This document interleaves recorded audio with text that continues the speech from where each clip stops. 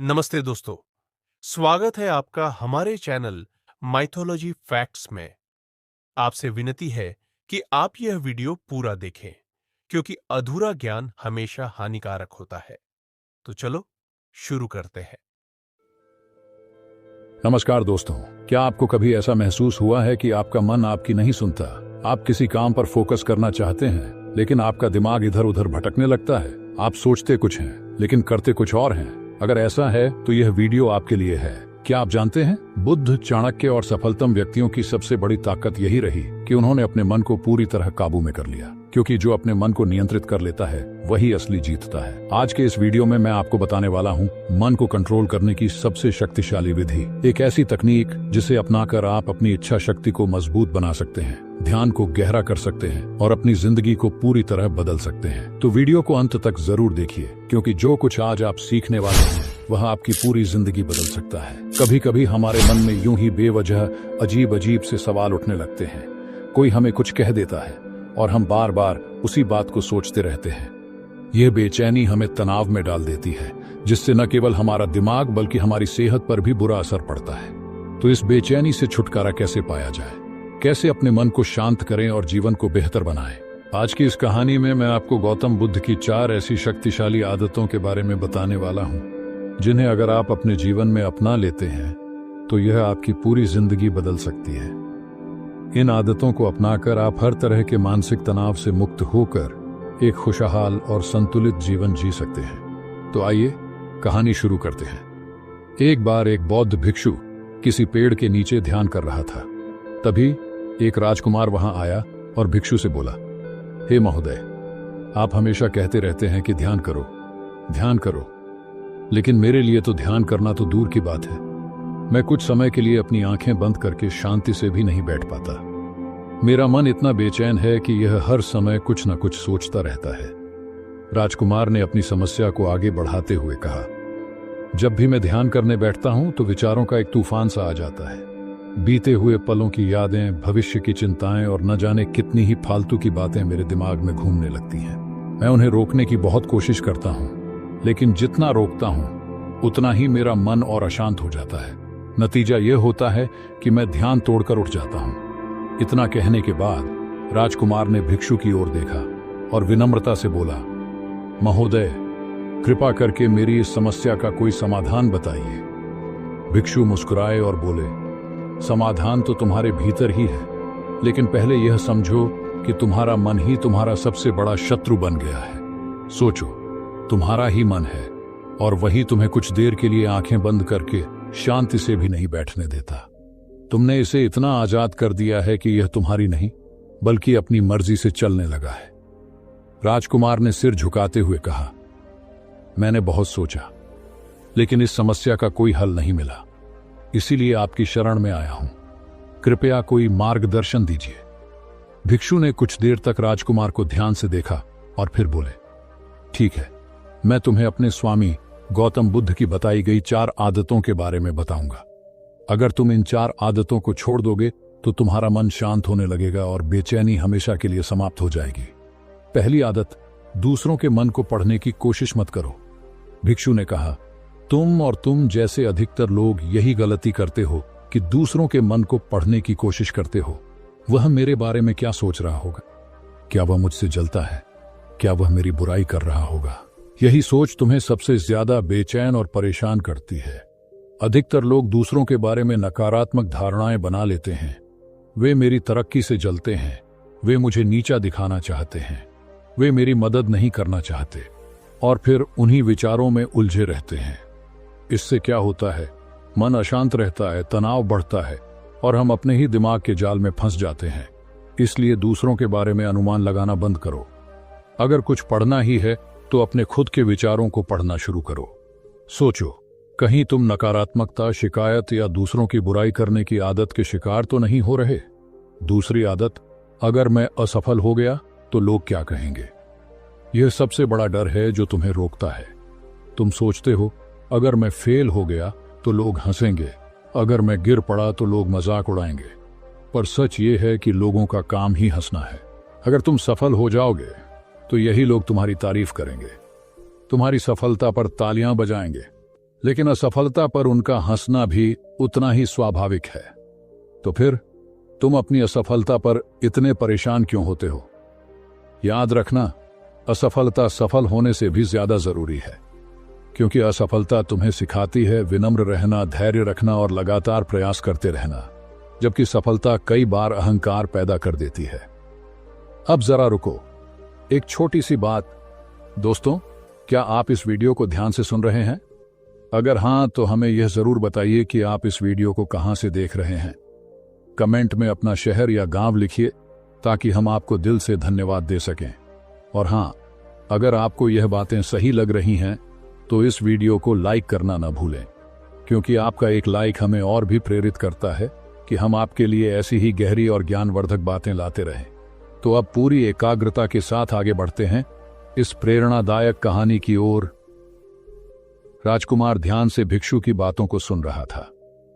भिक्षु ने अपनी बात को आगे बढ़ाते हुए कहा, तीसरी आदत, बेवजह समय बर्बाद करना छोड़ दो। लोगों को लगता है कि वे समय काट रहे हैं, लेकिन हकीकत में समय उन्हें काट रहा होता है। समय बर्बाद करने का सबसे बड़ा कारण यह है कि लोगों को लगता है कि उनके पास बहुत समय है, लेकिन यही सबसे बड़ा भ्रम है। हम सोचते हैं कि हमारे पास बहुत समय है, जबकि सच ये है कि जो लोग हमसे पहले थे वे भी यही सोचते थे, और जब उन्हें अपनी गलती का एहसास हुआ तब तक बहुत देर हो चुकी थी। उनके हाथ सिर्फ पछतावा ही आया। वे सोचते रह गए कि सारा जीवन व्यर्थ के कामों में बर्बाद कर दिया। बिना खुद को जाने, बिना जीवन की सच्चाई को समझे वे इस दुनिया से चले गए। इसलिए जब तक यह जीवन है, इसे अच्छे कामों में लगाओ। खुद को जानो, दूसरों की मदद करो, सही राह दिखाओ और मानवता के कल्याण में योगदान दो। याद रखना, समय काटने से कोई खुशी नहीं मिलती। हाँ, क्षण भर के लिए आनंद का आभास जरूर हो सकता है, लेकिन जब तुम्हें होश आएगा और तुम्हें एहसास होगा कि तुमने अपना कितना कीमती समय बेकार गंवा दिया, तब तुम खुद से नाराज होगे, और यही पछतावा तुम्हें बेचैनी और तनाव में डाल देगा। ये बेचैनी फिर तुम्हारे अंदर लगातार बनी रहेगी। तुम्हारा किसी भी काम में मन नहीं लगेगा, तुम उदास रहोगे, और यह चक्र ऐसे ही चलता रहेगा। और इसकी शुरुआत कहां से हुई? बस समय को काटने से। इसलिए समय को काटना बंद करो और उस काम को करना शुरू करो जो वास्तव में जरूरी है। चौथी आदत, यह सोचना छोड़ दो कि अगर बड़े लोग नहीं कर पाए तो मैं कैसे कर पाऊंगा। भिक्षु ने कहा, कई लोग खुद को कमजोर मान लेते हैं। वे सोचते हैं कि अगर बड़े और अनुभवी लोग किसी कार्य में सफल नहीं हो पाए तो वे कैसे कर सकते हैं। लेकिन असल में यह तुलना ही सबसे बड़ी गलती है। हर व्यक्ति की परिस्थितियां अलग होती हैं। उनकी सोच, उनकी मेहनत, उनके संसाधन और उनके अनुभव अलग होते हैं, और यह जरूरी नहीं कि जिसने पहले प्रयास किया था उसने पूरी निष्ठा से मेहनत की हो। कई लोग मेहनत करने का दिखावा करते हैं, लेकिन वास्तव में उतनी मेहनत नहीं करते जितनी जरूरत होती है। फिर वे अपने असफल होने का कारण किस्मत खराब थी बताने लगते हैं। ऐसे ही लोग दूसरों को भी हतोत्साहित करते हैं। वे कहते हैं, जब मैं इतनी मेहनत के बाद सफल नहीं हो पाया तो तुम कैसे हो पाओगे। लेकिन अंदर से वे जानते हैं कि उन्होंने पूरी कोशिश ही नहीं की थी। ये बस अपने अधूरे प्रयास को छिपाने का एक तरीका है। साथ ही वे इस डर में भी रहते हैं कि कहीं दूसरा व्यक्ति उनसे आगे न निकल जाए। लेकिन याद रखना, इतिहास वही लोग रचते हैं जिनसे दुनिया को कम उम्मीद होती है। इसलिए यह सोचना बंद करो कि दूसरे नहीं कर पाए तो मैं भी नहीं कर पाऊंगा। हो सकता है कि तुम ही वह इंसान हो जो यह कर सकता है। बौद्ध भिक्षु ने कहा, अगर तुमने ये 4 आदतें छोड़ दी तो तुम्हारा मन एकदम शांत हो जाएगा।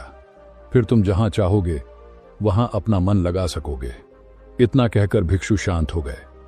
राजकुमार कुछ देर तक गहरी सोच में डूबा रहा। अब उसे समझ आ चुका था कि असली समस्या उसके मन के भटकाव की नहीं बल्कि उन 4 आदतों की थी जिनसे वह अनजाने में जुड़ा हुआ था। उसने मन ही मन निश्चय किया कि वह इन 4 आदतों को छोड़ देगा। एक, दूसरों के मन को पढ़ने की कोशिश करना। दूसरा, यह सोचना कि असफल हो गया तो लोग क्या कहेंगे। 3, समय को व्यर्थ गंवाना। 4, यह सोचना कि जो बड़े लोग नहीं कर पाए वह मैं कैसे कर पाऊंगा। अब उसे किसी की सोच, हंसी, असफलता का डर या समय की बर्बादी की चिंता नहीं थी। उसके भीतर एक नई ऊर्जा जाग उठी थी। उसने बौद्ध भिक्षु को धन्यवाद दिया और एक नए विश्वास के साथ वहां से चला गया। दोस्तों, हमें क्या सीख मिलती है? हमें कभी यह नहीं सोचना चाहिए कि लोग मेरे बारे में क्या सोच रहे हैं। अगर हम कोई काम करते हैं और लोग उस पर हंसते हैं तो उन्हें हंसने दो। हमें अपना कीमती समय बेकार नहीं गंवाना चाहिए। हमें यह भी नहीं सोचना चाहिए कि अगर कोई और असफल हो गया तो मैं भी असफल हो जाऊंगा, क्योंकि अगर हम सच्ची मेहनत करते हैं तो कोई भी लक्ष्य असंभव नहीं होता। अगर आपको यह कहानी पसंद आई हो तो इसे लाइक करें। कमेंट में बताइए कि यह कहानी आपको कैसी लगी और आप इसे कहां से देख रहे हैं। इसे अपने दोस्तों और परिवार तक शेयर करें ताकि वे भी इससे प्रेरणा ले सकें, और हमारे चैनल को सब्सक्राइब करें ताकि आगे भी ऐसी जीवन बदलने वाली कहानियां आपको मिलती रहें। तो दोस्तों, आगे बढ़ते हैं एक और ऐसी प्रेरणादायक कहानी की ओर जो आपको इस दुनिया का सबसे सफल व्यक्ति बनाने में मदद करेगी। यह कहानी इतनी शक्तिशाली है कि आप इसकी कल्पना भी नहीं कर सकते। तो चलिए, बिना समय गंवाए शुरू करते हैं आज की यह अनमोल कहानी। नमस्ते दोस्तों, आज हम आपको फिर से धर्म का ज्ञान सुनाने जा रहे हैं। गौतम बुद्ध के जीवन की कुछ ऐसी सच्ची घटनाएं जिन्हें सुनकर शायद आप भी धर्म के मार्ग को अपनाने की प्रेरणा पाएं। गौतम बुद्ध, जो करुणा, अहिंसा और ज्ञान के प्रतीक थे, उनके जीवन में कई चमत्कारी घटनाएं घटीं, लेकिन एक ऐसी घटना थी जिसे इतिहास के पृष्ठों में बहुत कम स्थान मिला है। यह वह समय था जब स्वयं मृत्यु के स्वामी मर्क शैतान बुद्ध के समक्ष उपस्थित हुए और एक शर्त रखी। ये केवल जीवन और मृत्यु की परीक्षा नहीं थी, बल्कि यह मानवता को एक अमूल्य सीख देने वाली घटना थी। एक दिन बुद्ध अपने शिष्यों के साथ राजगीर के एक विहार में ठहरे थे। वे गहरे ध्यान में मग्न थे। तभी अचानक आकाश में एक रहस्यमय ऊर्जा प्रकट हुई। पूरा वातावरण शांत और गहन हो गया। सभी शिष्य भयभीत होकर ऊपर देखने लगे। वहां मृत्यु के स्वामी मर्क शैतान आकाश में खड़े थे। उनकी गूंजती हुई आवाज आई, तथागत, तुमने हजारों लोगों को जन्म और मृत्यु के चक्र से मुक्त होने की शिक्षा दी है, लेकिन क्या तुम स्वयं इस चक्र से मुक्त हो सकते हो? मैं तुम्हें एक शर्त देता हूं। यदि तुम इस परीक्षा को पार कर लो तो मैं अपनी शक्ति त्याग दूंगा और पराजित हो जाऊंगा। पर यदि तुम असफल हुए तो तुम्हें मेरे साथ मृत्यु लोक में आना होगा। बुद्ध ने अपनी आंखें खोली, मुस्कुराए और बोले, मृत्यु से कौन डरता है जो पहले ही नश्वरता को स्वीकार कर चुका हो? बताओ, तुम्हारी शर्त क्या है? मर्क शैतान ने बुद्ध के सामने एक अद्भुत दृश्य प्रस्तुत किया। उन्होंने बुद्ध के प्रिय शिष्य आनंद और अन्य अनुयायियों को एक सुनहरे महल में विलासिता और भोग सुख में लीन दिखाया। फिर उन्होंने कहा, यदि तुम्हारे शिष्य इस वैभव और भोग से हटने को तैयार नहीं तो क्या तुम्हारी शिक्षाएं व्यर्थ नहीं हो जाएंगी? बुद्ध ने शांतिपूर्वक उत्तर दिया, सत्य को परखने के लिए समय की आवश्यकता होती है। यदि मेरे शिष्य मोह में फंस भी जाए तो भी वे अंततः सत्य को पहचान लेंगे। धन, वैभव और सुख अल्पकालिक हैं, परंतु आत्मज्ञान चिरस्थायी है। बुद्ध के इस उत्तर को सुनकर मर्क शैतान निरुत्तर हो गया, लेकिन उसने अगली परीक्षा की योजना बनाई। मर्क शैतान ने एक गांव के लोगों को उकसाया कि वे बुद्ध का अपमान करें और उन पर पत्थर फेंकें। जब बुद्ध वहां पहुंचे तो लोगों ने उन्हें भला बुरा कहा और पत्थर मारने लगे। शिष्यों ने उन्हें रोकने का प्रयास किया, लेकिन बुद्ध शांत भाव से खड़े रहे। उन्होंने कहा, जो शब्द और पत्थर मेरी आत्मा को नहीं छू सकते, वे मुझे कैसे क्षति पहुंचा सकते हैं? यदि ये लोग मुझसे क्रोधित हैं, तो मैं उनके क्रोध को धैर्य और करुणा से शांत करूंगा। ये सुनकर गांव वाले चकित हो गए और उनका क्रोध धीरे धीरे शांत हो गया। बुद्ध की करुणा ने उन्हें उनके ही गुस्से से मुक्त कर दिया। मर्क शैतान यह देखकर असफलता महसूस करने लगा। अब मर्क शैतान ने बुद्ध के मन में भय उत्पन्न करने का प्रयास किया। उसने आकाश को घने अंधकार से ढक दिया। भयंकर आंधियां चलने लगी और प्रेतों की भयावह आकृतियां बुद्ध के चारों ओर प्रकट हो गईं। शैतान गरजते हुए बोला, अब बताओ तथागत, क्या तुम अभी भी अपने मार्ग पर अडिग रहोगे या भय तुम्हें झुका देगा?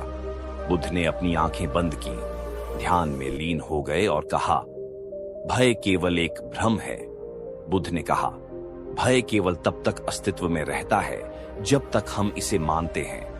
मैं इस नश्वर संसार में अपने मार्ग से विचलित नहीं हो सकता।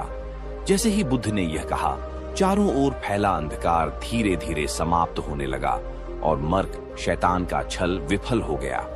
लेकिन उसने अभी हार नहीं मानी। अहंकार की परीक्षा अब मर्क शैतान ने अपनी सबसे शक्तिशाली परीक्षा रखी। उसने बुद्ध को एक ऐसा दृश्य दिखाया जहां वे समस्त ब्रह्मांड के सबसे बड़े ज्ञानी के रूप में पूजे जा रहे थे।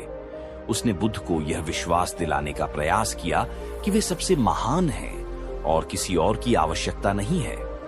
बुद्ध मुस्कुराए और बोले, ज्ञान का मार्ग अहंकार से नहीं बल्कि विनम्रता से चलता है। यदि मैं स्वयं को सबसे बड़ा समझ लूं तो यह मेरी पराजय होगी। सच्चा ज्ञान वह है जिसमें मैं किसी से ऊपर या नीचे नहीं बल्कि सबके साथ हूं। मर्क शैतान इस अंतिम परीक्षा में भी असफल हो गया। उसे स्वीकार करना पड़ा कि बुद्ध की आध्यात्मिक शक्ति के सामने उसकी सभी चालें व्यर्थ थीं। उसने सिर झुका लिया और वहां से चला गया। बुद्ध की शिक्षा इसके बाद बुद्ध ने अपने शिष्यों को एक और महत्वपूर्ण शिक्षा दी। सत्य को कोई हरा नहीं सकता और जो करुणा व धैर्य के मार्ग पर चलता है वह सदा विजय प्राप्त करता है। बुद्ध की इस विजय ने उनके अनुयायियों को एक नई प्रेरणा दी। इस कहानी से हमें क्या सीख मिलती है? 1. मृत्यु का भय समाप्त करना। यह कहानी हमें सिखाती है कि मृत्यु से डरने की आवश्यकता नहीं है, बल्कि हमें अपने जीवन को सार्थक बनाना चाहिए। 2. धैर्य और संयम। बुद्ध ने हर चुनौती का सामना धैर्य और संयम से किया। इससे हमें यह प्रेरणा मिलती है कि जीवन में कठिनाइयों से घबराने के बजाय हमें उनका समाधान खोजना चाहिए। 3. सही और गलत का भेद। मर्क शैतान की चालाकियों से हमें यह सीखने को मिलता है कि सत्य और असत्य में भेद करना कितना आवश्यक है। 4. आत्मज्ञान की महत्ता। बुद्ध की विजय यह दर्शाती है कि भौतिक शक्ति से अधिक आत्मज्ञान ही सबसे बड़ी शक्ति है। 5. अहंकार से मुक्ति। यह कहानी हमें सिखाती है कि सच्चा ज्ञान प्राप्त करने के लिए अहंकार का त्याग आवश्यक है। गौतम बुद्ध करुणा और ज्ञान के प्रतीक थे। वे समस्त संसार को जन्म मरण के चक्र से मुक्त करने का उपदेश देते थे।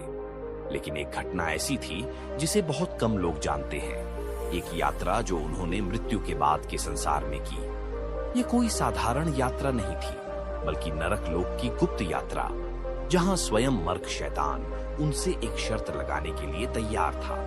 नरक लोक का निमंत्रण। एक दिन बुद्ध अपने शिष्यों के साथ श्रावस्ती में ठहरे थे। रात्रि का समय था और वे गहरे ध्यान में लीन थे। तभी एक अद्भुत प्रकाश प्रकट हुआ और उसमें एक काली छाया उभरी। यह कोई और नहीं बल्कि स्वयं मर्क शैतान था। मर्क शैतान ने कहा, तथागत, तुमने लोगों को जन्म और मृत्यु के चक्र से मुक्ति का मार्ग दिखाया है, लेकिन क्या तुमने कभी मृत्यु के बाद की वास्तविकता देखी है? क्या तुम जानते हो कि जो तुम्हारे मार्ग का अनुसरण नहीं करते वे किस पीड़ा में जाते हैं? यदि तुम में साहस है तो मेरे साथ नरक लोक की यात्रा करो।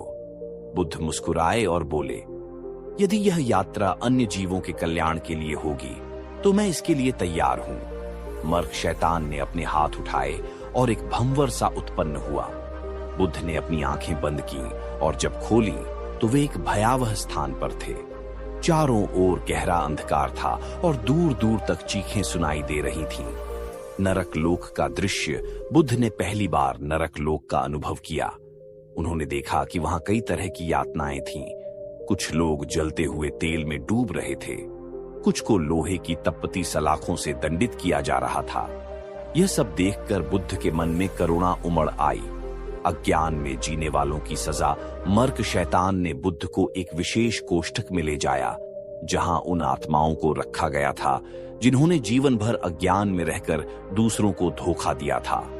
वे एक अंधेरी भूल भुलैया में भटक रहे थे और रास्ता खोजने में असमर्थ थे। बुद्ध ने पूछा, इन्हें इस पीड़ा से मुक्ति कैसे मिल सकती है? मर्क शैतान हंसते हुए बोला, इनका दंड यही है कि जब तक ये स्वयं सत्य को नहीं समझते तब तक इन्हें मुक्ति नहीं मिलेगी। बुद्ध ने अपनी करुणा से एक दिव्य प्रकाश उत्पन्न किया, जिससे कुछ आत्माएं सत्य को समझने लगीं और मुक्त हो गईं। ये देखकर मर्क शैतान चकित रह गया। क्रोध और हिंसा के दुष्परिणाम। फिर बुद्ध ने उन लोगों को देखा जिन्होंने अपने जीवन में क्रोध और हिंसा को अपनाया था। वे आत्माएं निरंतर एक दूसरे से लड़ रही थीं, लेकिन हर वार के बाद उनका शरीर फिर से ठीक हो जाता और वे दोबारा वही लड़ाई करने लगते। बुद्ध ने उनसे कहा, क्रोध अग्नि की तरह होता है जो पहले अपने धारक को जलाता है। जब तक तुम इसे नहीं छोड़ोगे, तुम इस कष्ट से मुक्त नहीं हो सकते। कुछ आत्माएं रोने लगीं और जब उन्होंने बुद्ध की शिक्षा को स्वीकार किया तो वे प्रकाश में विलीन हो गईं। लालच और मोह की यातना फिर बुद्ध को उन आत्माओं के पास ले जाया गया जिन्होंने लालच और मोह के कारण अपने जीवन को व्यर्थ कर दिया था। वे लोग सोने और आभूषणों के ढेर के बीच थे, लेकिन जैसे ही वे उन्हें पकड़ने जाते, वे जलने लगते। बुद्ध ने उनसे कहा, जो वस्तु तुम्हें पीड़ा देती है वह तुम्हारी सच्ची संपत्ति नहीं हो सकती। उसे पकड़ डिद्दा का क्या लाभ? वास्तविक सुख बाहरी वस्तुओं में नहीं, बल्कि भीतर की संतुष्टि में है। बुद्ध के ये शब्द सुनकर कुछ आत्माएं समझ गईं और मुक्त हो गईं। मर्क शैतान ने बुद्ध को एक गहरे अंधेरे में ले जाया, जहां उन लोगों की आत्माएं थीं जिन्होंने अत्यधिक अहंकार और घमंड में जीवन व्यतीत किया था। ये आत्माएं निरंतर अपनी प्रशंसा कर रही थीं, लेकिन जैसे ही वे स्वयं को श्रेष्ठ समझती, उनके शरीर में जलन होने लगती। बुद्ध ने उनसे कहा, सच्ची श्रेष्ठता विनम्रता में है, न कि घमंड में। जो स्वयं को दूसरों से ऊंचा मानता है वह अपनी ही अग्नि में जलता रहता है। मर्क शैतान ने देखा कि बुद्ध की करुणा नरक लोक में भी प्रकाश फैला रही थी। उसने बुद्ध के सामने एक अंतिम शर्त रखी। उसने कहा, यदि तुम वास्तव में इतने शक्तिशाली हो तो एक ऐसी आत्मा को मुक्त करो जो सबसे बड़े पाप का भागी है, एक हत्यारा जिसने अनेकों निर्दोषों को मारा है। बुद्ध ने उस आत्मा को देखा। वह व्यक्ति अपने कर्मों से पूरी तरह ग्रस्त था, लेकिन बुद्ध ने उससे पूछा, क्या तुम अपने कर्मों पर पछताते हो? आत्मा ने रोते हुए उत्तर दिया, हाँ, मैं अब समझ चुका हूं कि मेरा मार्ग गलत था। बुद्ध ने उसे ध्यान करने की विधि सिखाई और धीरे धीरे उसका मन शांत हुआ। उसने स्वयं को क्षमा कर दिया और उसके बंधन टूट गए। मर्क शैतान यह देखकर हतप्रभ रह गया। उसने स्वीकार किया कि बुद्ध की करुणा और सत्य की शक्ति अद्वितीय थी। बुद्ध की इस यात्रा ने यह सिद्ध किया कि नरक केवल एक स्थान नहीं, बल्कि एक मानसिक स्थिति भी हो सकती है। जब तक हम क्रोध, लालच, मोह और अहंकार को नहीं छोड़ ढाते, तब तक हम अपने ही जीवन में नरक का अनुभव करते रहते हैं। लेकिन यदि हम सत्य और करुणा को अपनाएं, तो हम किसी भी बंधन से मुक्त हो सकते हैं। गौतम बुद्ध की शिक्षाएं जीवन के गूढ़ रहस्यों को उजागर करने वाली रही है। ये कथा पुनर्जन्म के सिद्धांत को स्पष्ट करती है और यह भी बताती है कि किसी भी व्यक्ति का जीवन कैसे बदल सकता है। प्राचीन भारत के एक राज्य में एक महान राजा का शासन था, जो न्यायप्रिय और दयालु था। उसी राज्य में एक कुख्यात चोर भी रहता था, जो हमेशा चोरी करके जीवनयापन करता था। एक रात जब चोर महल में चोरी करने घुसा, तो राजा ने उसे पकड़ डीएचए लिया। लेकिन दंड देने के बजाय राजा ने उसे क्षमा कर दिया और समझाने का प्रयास किया कि सच्चा सुख चोरी में नहीं, बल्कि मेहनत से कमाए गए धन में है। चोर ने उस समय तो यह सीख नहीं मानी, लेकिन उसकी आत्मा में यह बात अंकित हो गई। राजा की मृत्यु के बाद वह स्वयं एक संत बन गया, लेकिन अपने पिछले कर्मों के कारण अगले जन्म में उसे एक कठिन जीवन मिला। राजा अगले जन्म में सिद्धार्थ गौतम के रूप में जन्मे और आगे चलकर बुद्ध बने। वहीं चोर इस जन्म में एक गरीब किसान के रूप में पैदा हुआ। उसने जीवन भर संघर्ष किया, लेकिन उसकी आत्मा में किसी अनजाने कारण से ज्ञान और शांति की खोज बनी रही। एक दिन बुद्ध अपने शिष्यों के साथ गांव में आए। किसान ने उन्हें देखा और उनके पास जाकर प्रवचन सुना। तभी उसके मन में अचानक गहरी शांति का अनुभव हुआ। उसे लगा कि वह इस ज्ञान से पहले भी परिचित था। यह उसके भीतर छिपे संस्कारों का परिणाम था। बुद्ध ने उसे जीवन की क्षण भंगुरता और कर्मों के प्रभाव के बारे में समझाया, जिससे किसान को अपनी पिछली गलतियों का आभास हुआ। वह उनके अनुयायी बन गया और सत्य के मार्ग पर चल पड़ा। अगले जन्म में वह किसान एक समृद्ध व्यापारी बन गया, जो लालच और संपत्ति में डूबा हुआ था। वहीं बुद्ध का जन्म एक संत के रूप में हुआ। जब संत ने व्यापारी से दान देने और लोभ त्यागने की सलाह दी, तो व्यापारी ने उनका उपहास उड़ाया।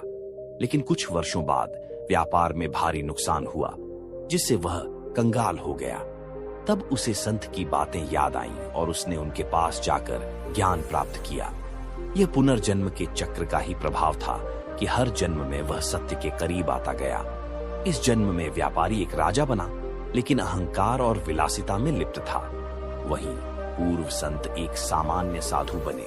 जब राजा ने साधु को अपने दरबार में बुलाया तो उसने उसे अहंकार छोड़ दहाने और दयालु बनने की सलाह दी।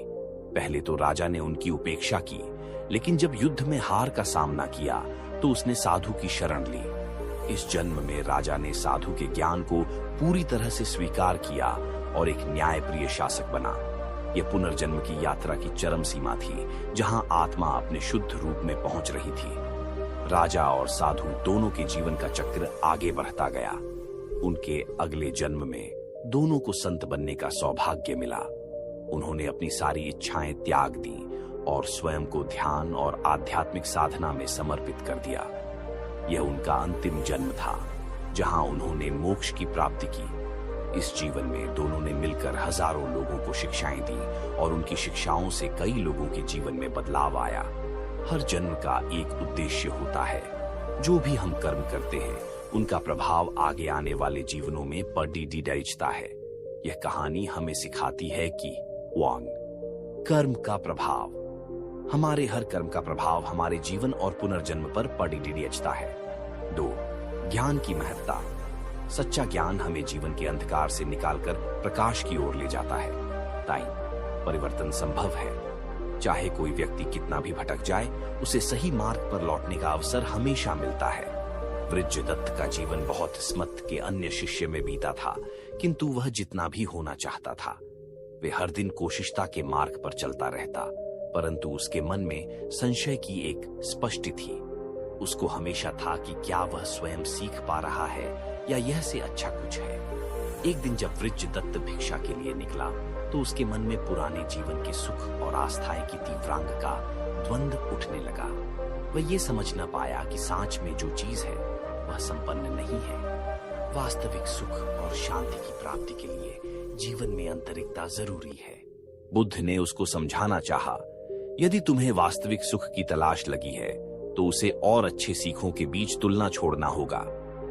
वृज्जदत्त ने बुद्ध की ओर देखा, गुरुवार किया और चुप रहे। ये कहानी यह सिखाती है कि जीवन में हर जीव को सच्ची शांति और प्रकाश के लिए कार्य करना चाहिए। अगर का जीवन और भी पूरी शांति की ओर अग्रसर करना जरूरी है। जंगल समाप्त होने के बाद उस लड़के को एक मार्ग दिखाई दिया जो किसी नगर की ओर जाता था। वह बहुत थक चुका था, लेकिन महात्मा बुद्ध से मिलने की लगन उसके अंदर ऊर्जा बनाए हुए थी। उसने सोचा कि यदि वह रात भर चलता रहा तो भोर होते होते महात्मा बुद्ध तक पहुंच सकता है। यही विचार कर वह बिना रुके आगे बढ़ता रहा। रात का समय हो चुका था और अंधेरा घना था। मार्ग पर चलना कठिन होता जा रहा था, लेकिन उसके हृदय में जल रही जिज्ञासा और प्रेरणा की लौ उसे आगे बढ़ने को प्रेरित कर रही थी। तभी उसने देखा कि रास्ते में एक साधु ध्यानस्थ अवस्था में बैठे हैं। लड़का उनके पास जाकर रुका और विनम्रता पूर्वक प्रणाम कर बोला, महोदय, क्या आप बता सकते हैं कि महात्मा बुद्ध इस समय कहां होंगे? मैं उनसे मिलने जा रहा हूं। साधु ने धीरे से अपनी आंखें खोलीं और मुस्कुराते हुए बोले, बेटा, महात्मा बुद्ध का मार्ग कठिन है, लेकिन जो सच्चे हृदय से प्रयास करता है उसे सफलता अवश्य मिलती है। तुम थक चुके हो, पहले विश्राम कर लो, फिर प्रातःकाल आगे बढ़ना। लड़के को साधु की बात उचित लगी, लेकिन उसके मन में एक और संघर्ष चल रहा था। यदि वह रुका तो समय नष्ट हो जाएगा और महात्मा बुद्ध उससे और आगे निकल सकते हैं। उसने साधु से कहा, महोदय, मैं रुका तो मेरी यात्रा अधूरी रह सकती है। मुझे अभी ही आगे बढ़ना होगा। साधु ने फिर मुस्कुराकर कहा, यात्रा केवल पैरों से नहीं, मन से भी की जाती है। यदि मन अशांत हो तो यात्रा कठिन हो जाती है। मन शांत हो तो बाधाएं भी अवसर बन जाती हैं। तुम निर्णय स्वयं लो, लेकिन अपने उद्देश्य को मत भूलो। लड़के ने साधु की बातों को सुना और विचार किया। उसने महसूस किया कि उसकी थकान वास्तव में उसके संकल्प को कमजोर बना रही थी। अगर वह थका रहेगा तो ठीक से चल भी नहीं पाएगा। उसने तय किया कि वह कुछ समय के लिए विश्राम करेगा और फिर प्रातः होते ही अपनी यात्रा जारी रखेगा। अगली सुबह सूरज की पहली किरण के साथ लड़का पुनः यात्रा पर निकल पड़ा। अब वह पहले से अधिक ऊर्जावान और आत्मविश्वास से भरा था। कुछ ही घंटों के भीतर वह उस स्थान पर पहुंच गया जहां महात्मा बुद्ध अपने शिष्यों को उपदेश दे रहे थे। लड़के की आंखों में खुशी के आंसू थे। उसने जल्दी से जाकर बुद्ध को प्रणाम किया और उनके चरणों में कमल का फूल अर्पित कर दिया। महात्मा बुद्ध ने प्रेम पूर्वक उसकी ओर देखा और कहा, बेटा, तुम्हारी यात्रा केवल बाहरी नहीं थी, ये तुम्हारे अंदर की यात्रा थी। तुमने न केवल अपने शरीर को परिश्रम में डाला, बल्कि अपने मन के संशयों को भी पार किया। यही सच्ची यात्रा है। अब पूछो जो भी प्रश्न तुम्हारे मन में है। लड़के ने अपनी आंखें बंद कर लीं और महसूस किया कि उसकी यात्रा ने ही उसके सभी प्रश्नों के उत्तर दे दिए थे। उसे समझ में आ चुका था कि जीवन में सच्ची प्रेरणा और ज्ञान तभी प्राप्त होता है जब हम अपने लक्ष्य की ओर पूरी निष्ठा और समर्पण से बढ़ते हैं। वह बुद्ध के चरणों में बैठ गया और उनके ज्ञान को आत्मसात करने लगा। जैसे जैसे लड़का अपने सफर में आगे बढ़ता गया, उसने महसूस किया कि जब वह अपने लक्ष्य पर केंद्रित रहता है, तब उसकी राह की मुश्किलें छोटी लगने लगती हैं। यह सत्य तो हर किसी पर लागू होता है, फिर चाहे वह कोई छात्र हो या कोई व्यापारी। जब भी हम खुद पर संदेह करने लगते हैं, तब वही संदेह हमारी सबसे बड़ी बाधा बन जाता है। लेकिन जब हम अपने उद्देश्य को याद रखते हैं, तो वही बाधाएं हमें कमजोर नहीं कर पाती। लड़के ने यह समझ लिया कि उसे अपने लक्ष्य पर ध्यान केंद्रित रखना होगा और धीरे धीरे लेकिन निरंतर आगे बढ़ते रहना होगा। उसने अपनी सारी चिंताओं को पीछे छोड़ दिया और महात्मा बुद्ध से मिलने के संकल्प के साथ यात्रा जारी रखी। लेकिन चलते चलते उसकी थकान बढ़ने लगी और प्यास के कारण उसका गला सूखने लगा। जैसे ही उसने जंगल पार किया, उसे सामने एक छोटी सी कुटिया दिखाई दी। कुटिया में एक सुंदर स्त्री रहती थी। लड़का कुटिया के पास पहुंचा और उस स्त्री से पानी मांगा। स्त्री ने उसे पानी पिलाया और फिर जिज्ञासावश पूछा, तुम महात्मा बुद्ध से मिलने क्यों जा रहे हो? लड़के ने उत्तर दिया, मेरे मन में कई प्रश्न हैं जिनके उत्तर मुझे महात्मा बुद्ध से चाहिए और मेरे पास केवल यह एक ही अवसर है, इसलिए मुझे उनसे मिलना ही है। स्त्री को लड़के की बातें सुनकर उसके प्रति आकर्षण महसूस हुआ। वह उसे पसंद करने लगी थी और उसे रोकना चाहती थी। उसने लड़के से आग्रह किया, आज की रात तुम यहीं रुक जाओ। वैसे भी शाम ढल चुकी है और जल्द ही रात होने वाली है। ऐसे में यात्रा करना मुश्किल होगा।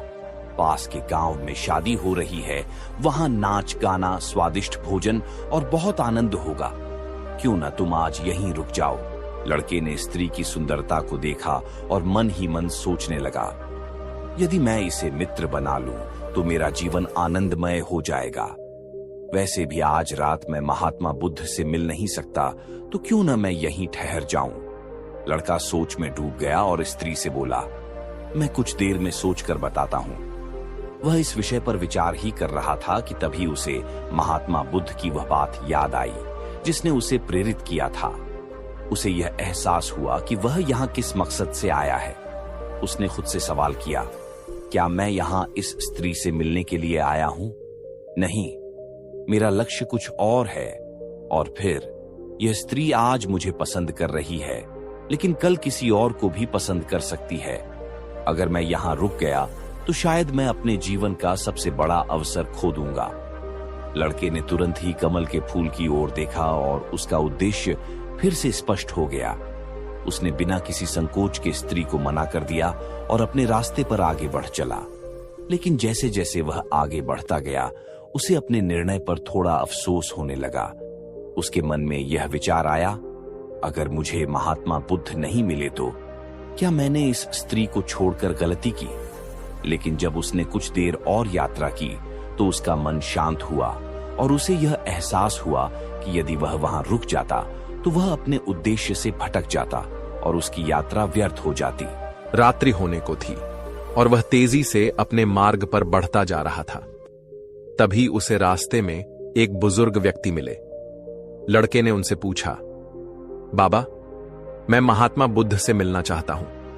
पिछले गांव में मुझे किसी ने बताया कि वे इसी रास्ते से आगे गए हैं। क्या आप बता सकते हैं कि वे किस दिशा में गए होंगे? बुजुर्ग व्यक्ति ने जवाब दिया, बेटा, लगता है कि तुमसे कोई गलती हो गई है।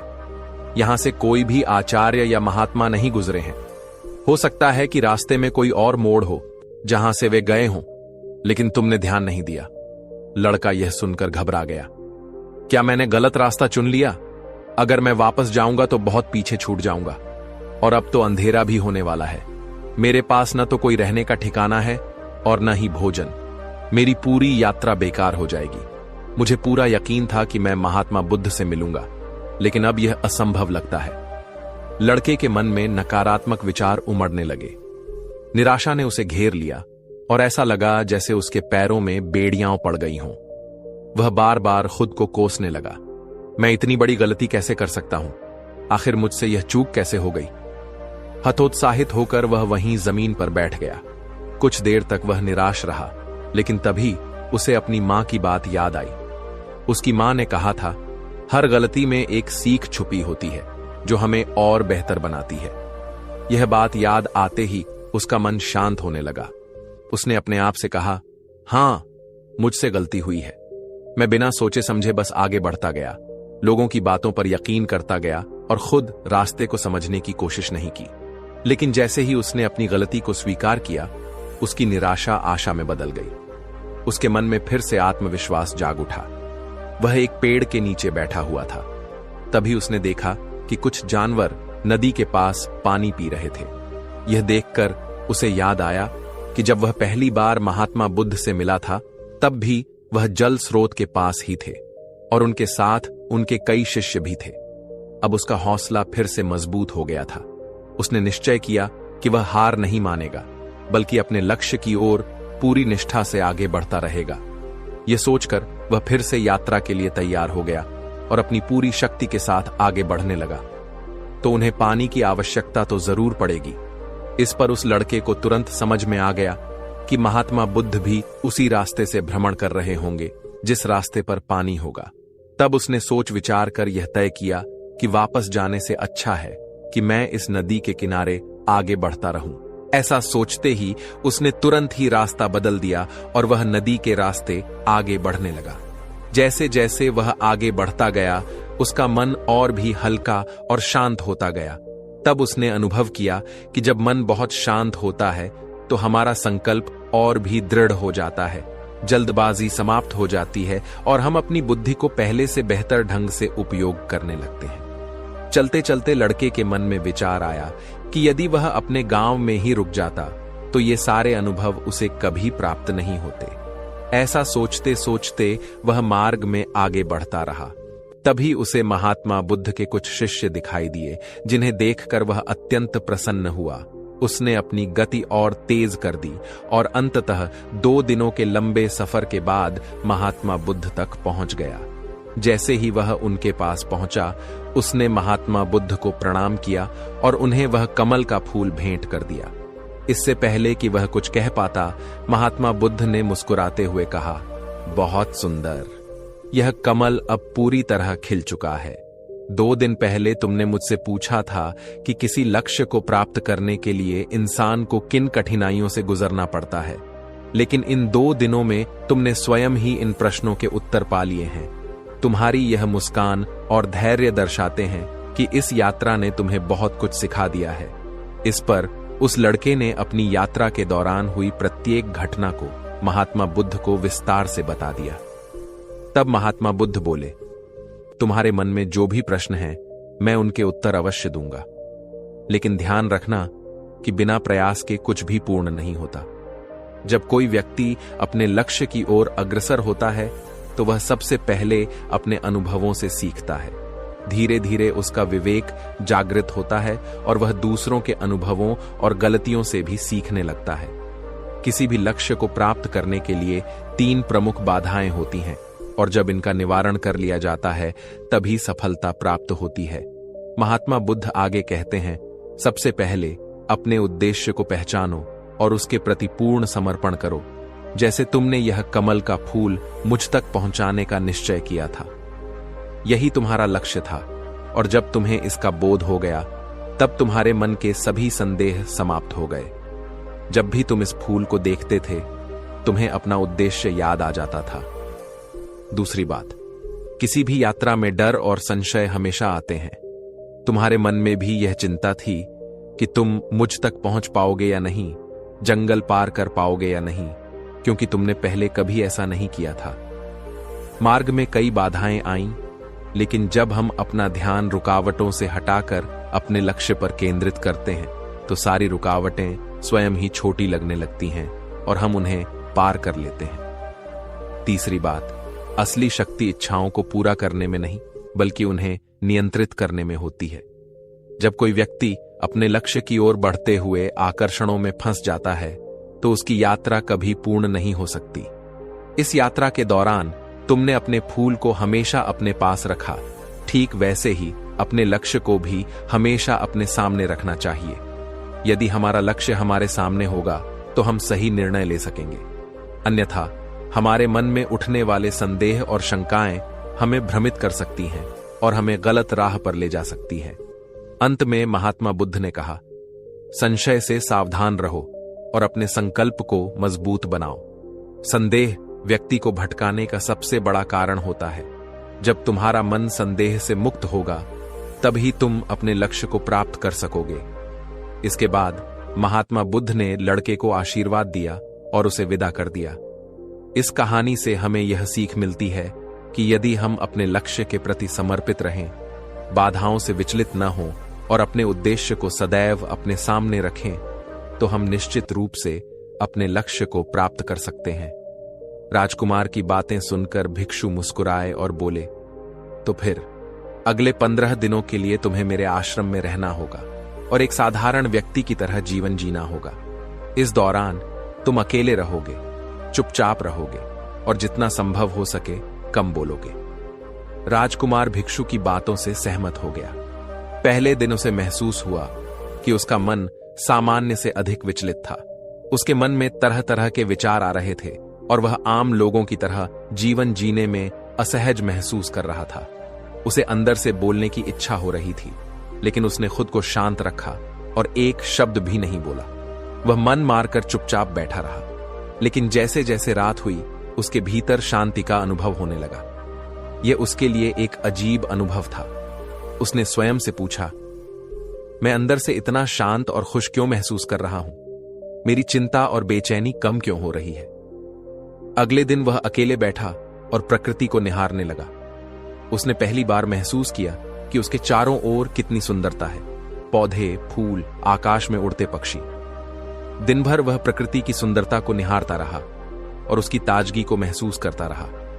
ऐसे ही 10 दिन बीत गए। इस दौरान उसकी सारी बेचैनी, हलचल, उथल पुथल और तनाव धीरे धीरे गायब हो गया। 11वें दिन की सुबह वह एकांत में बैठा और कुछ ही मिनटों में उसकी आंखें स्वयं ही बंद हो गईं। वह गहरे ध्यान में चला गया और पूरे दिन वहीं बैठा रहा, आंखें बंद, पूर्ण शांति में। न कोई शब्द, न कोई चिंता। उसके भीतर असीम आनंद और शांति भर गई।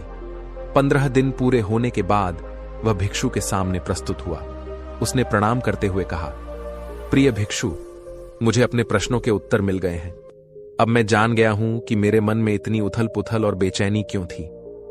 भिक्षु ने मुस्कुराते हुए पूछा, बताओ तुम्हें क्या उत्तर मिला? राजकुमार ने कहा, मैं आवश्यकता से अधिक बातें करता था और अपने शब्दों और ऊर्जा को व्यर्थ करता था। दिन भर अपने लोगों से फालतू की बातें करता था और फिर उन्हीं के बारे में सोचता रहता था। अक्सर नकारात्मक ही सोचता था। इस तरह मैं अपना समय बर्बाद कर रहा था। ज्यादा बोलने और नकारात्मक सोचने की वजह से मेरा मन अशांत और बेचैन हो गया था।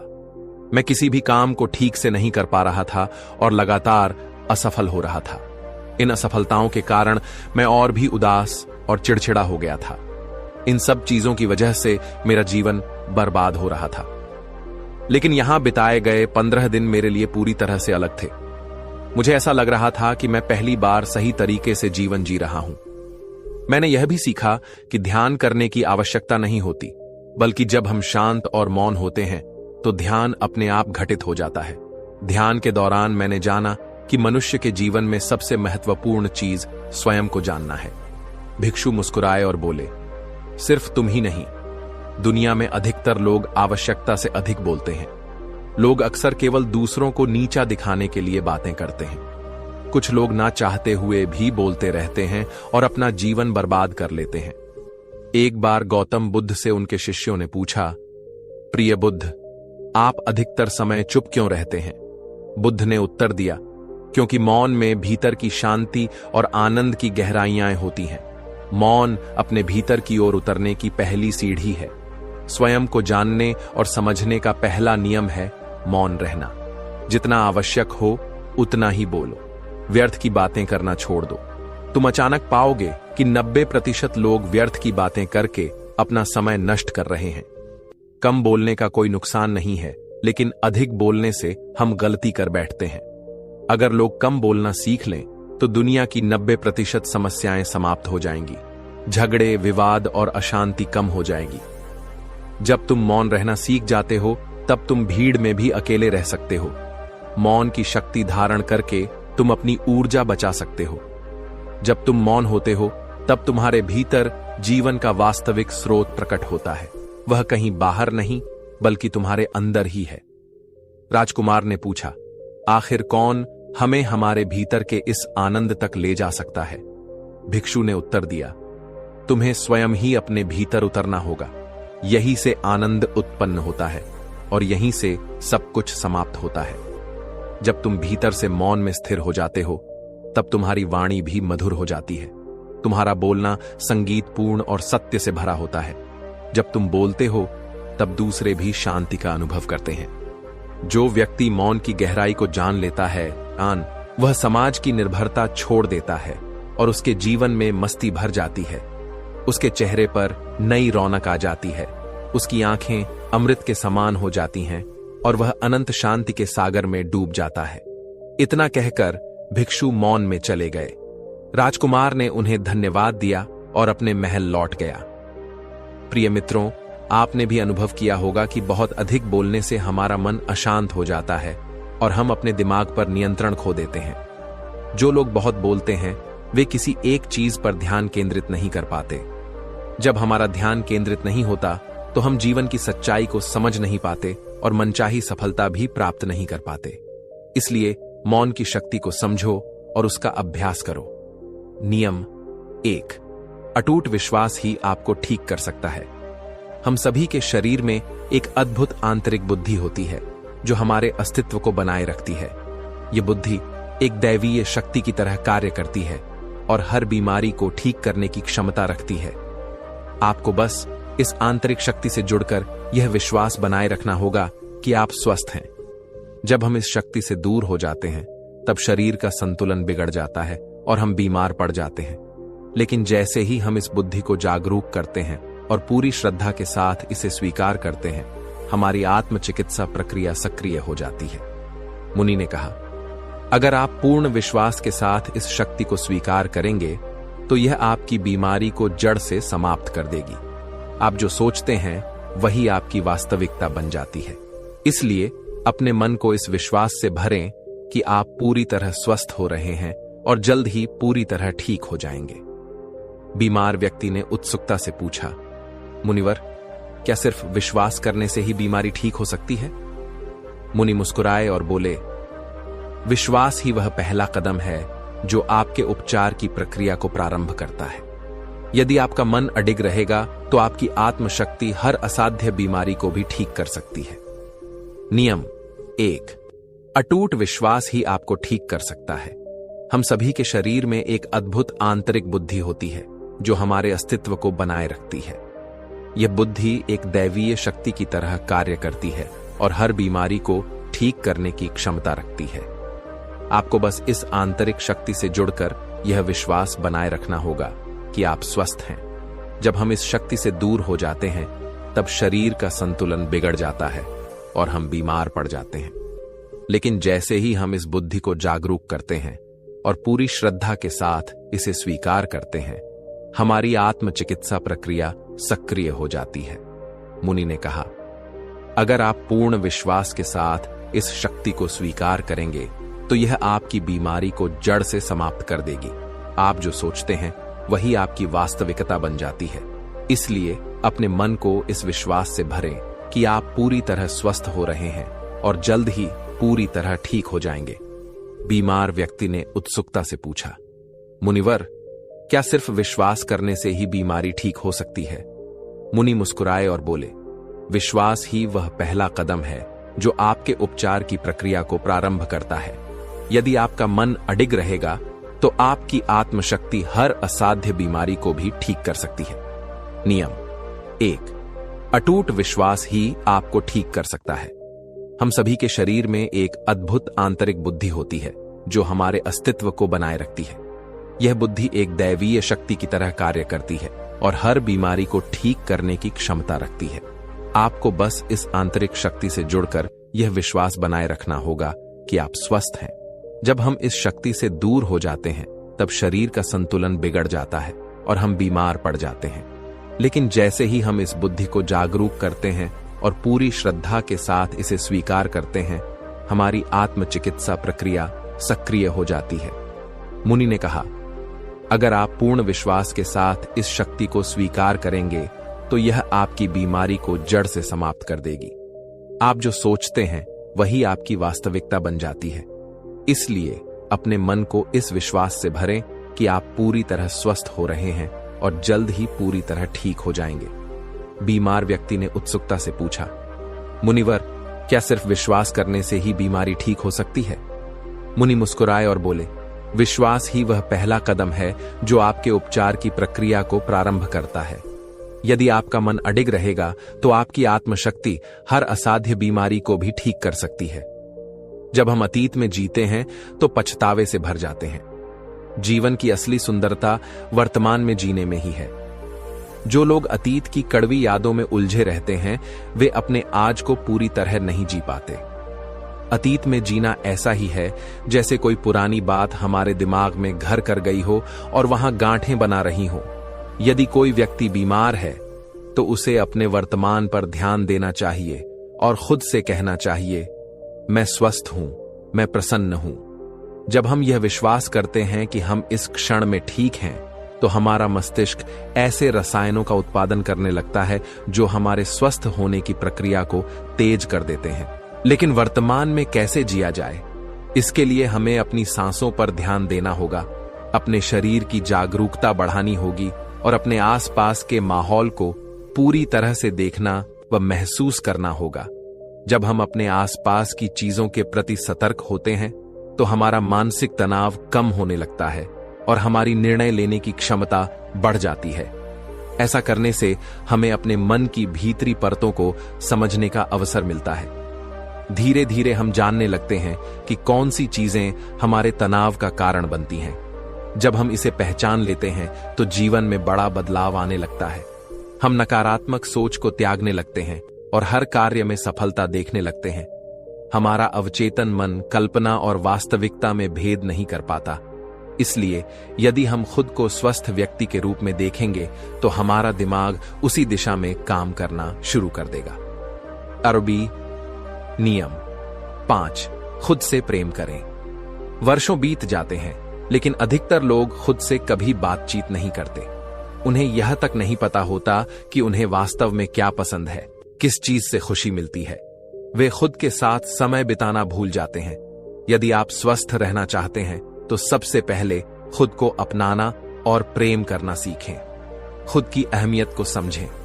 कई पुरुष और महिलाएं अपने कर्तव्यों और जिम्मेदारियों के बोझ में खुद को खो देते हैं। जिस दिन आप खुद को समझने और स्वीकार करने लगते हैं उसी दिन से आपकी जिंदगी में नकारात्मकता दूर होने लगती है।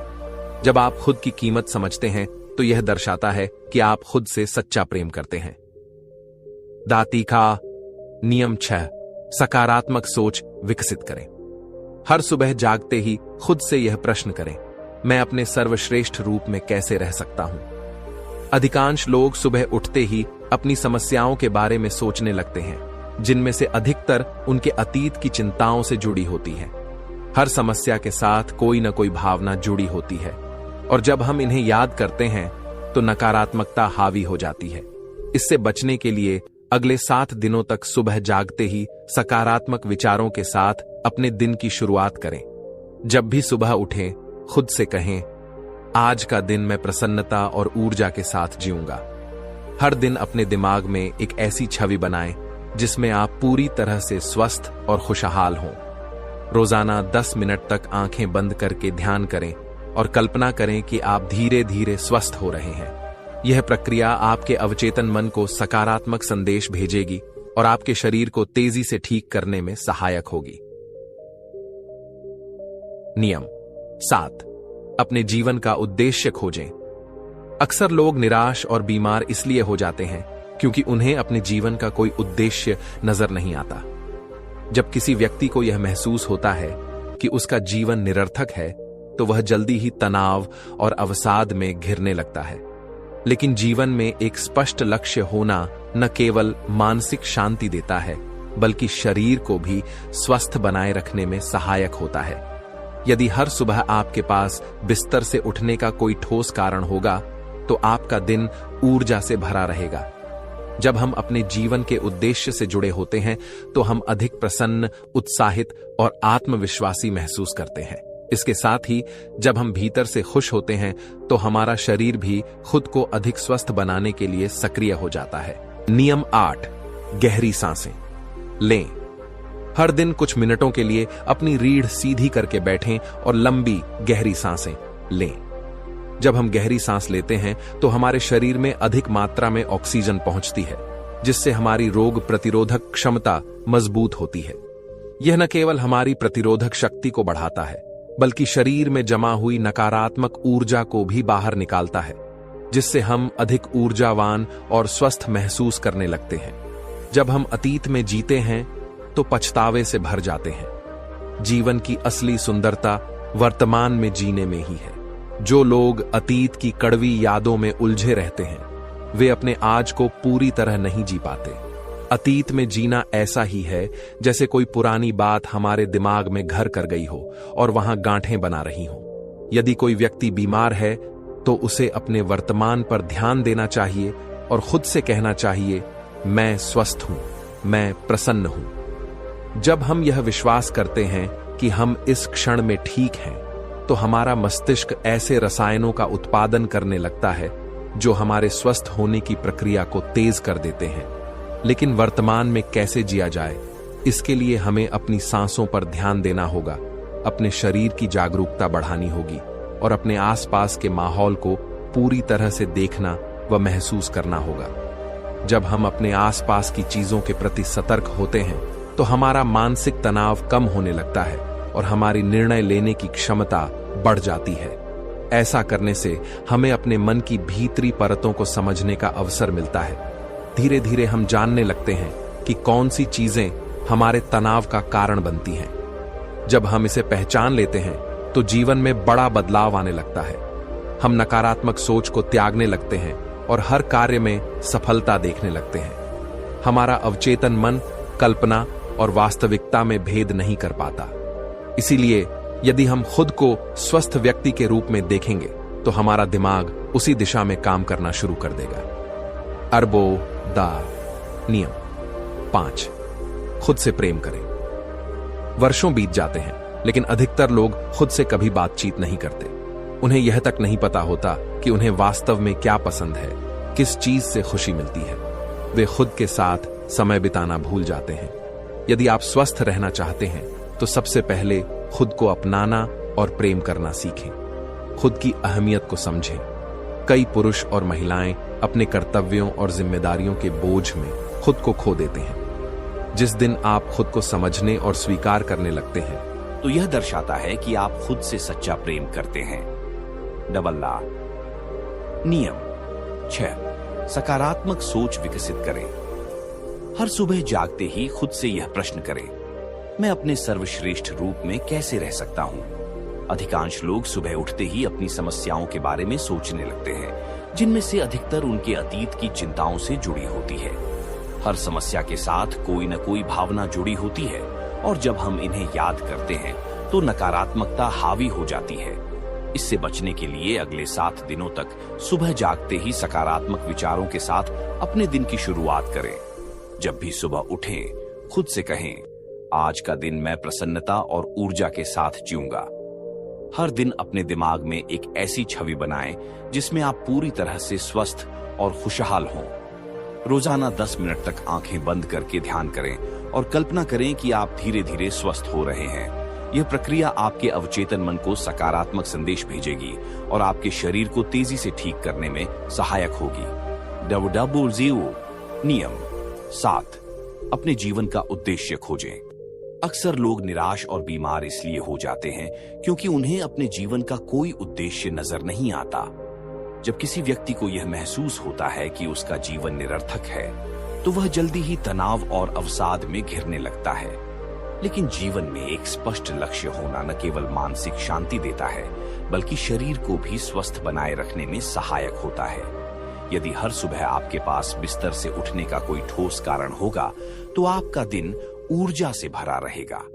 जब हम अपने जीवन के उद्देश्य से जुड़े होते हैं, तो हम अधिक प्रसन्न, उत्साहित और आत्मविश्वासी महसूस करते हैं। इसके साथ ही जब हम भीतर से खुश होते हैं, तो हमारा शरीर भी खुद को अधिक स्वस्थ बनाने के लिए सक्रिय हो जाता है। ताजास नियम 8, गहरी सांसें लें। हर दिन कुछ मिनटों के लिए अपनी रीढ़ सीधी करके बैठें और लंबी गहरी सांसें लें। जब हम गहरी सांस लेते हैं, तो हमारे शरीर में अधिक मात्रा में ऑक्सीजन पहुंचती है, जिससे हमारी रोग प्रतिरोधक क्षमता मजबूत होती है। यह न केवल हमारी प्रतिरोधक शक्ति को बढ़ाता है, बल्कि शरीर में जमा हुई नकारात्मक ऊर्जा को भी बाहर निकालता है, जिससे हम अधिक ऊर्जावान और स्वस्थ महसूस करने लगते हैं। गहरी सांस लेने की प्रक्रिया हमारे मन को पूरे दिन शांत और आनंदित रखती है, जिससे हम प्रसन्न और ऊर्जावान महसूस करते हैं। नियम। धन्यवाद दोस्तों। अगर आपको ये वीडियो पसंद आया तो कृपया चैनल को सब्सक्राइब करें और वीडियो को लाइक करें और शेयर करें।